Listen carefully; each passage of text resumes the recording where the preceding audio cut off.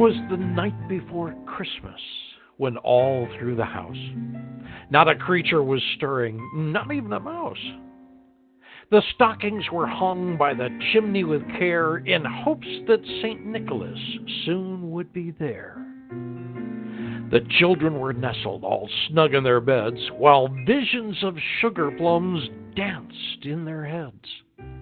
And Mama in her kerchief, and I in my cap, had just settled our brains for a long winter's nap. When out in the town there arose such a clatter, I sprang from the bed to see what was the matter. Away to the window I flew like a flash, tore open the shutters, and threw up the sash.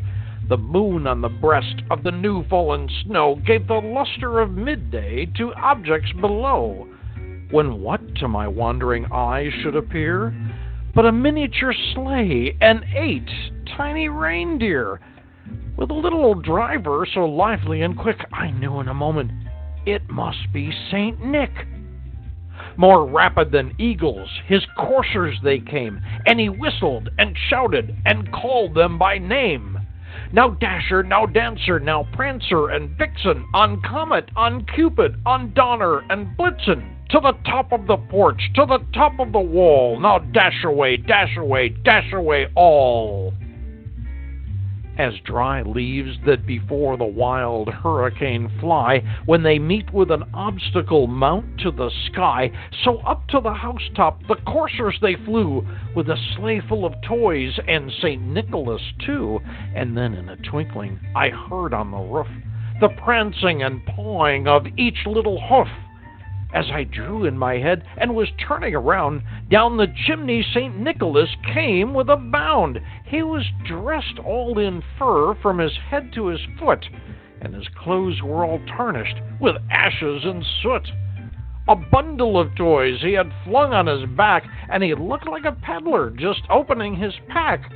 His eyes, how they twinkled, his dimples, how merry. His cheeks were like roses, his nose like a cherry. His droll little mouth was drawn up like a bow, and the beard of his chin was as white as the snow. The stump of a pipe he held tight in his teeth, and the smoke had encircled his head like a wreath. He had a broad face and a round little belly that shook when he laughed like a bowl full of jelly. He was chubby and plump, a right jolly old elf, and I laughed when I saw him in spite of myself.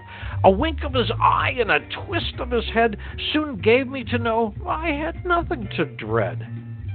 He spoke not a word, but went straight to work, and filled all the stockings, then turned with a jerk, and laying his finger aside of his nose, and giving a nod, up the chimney he rose.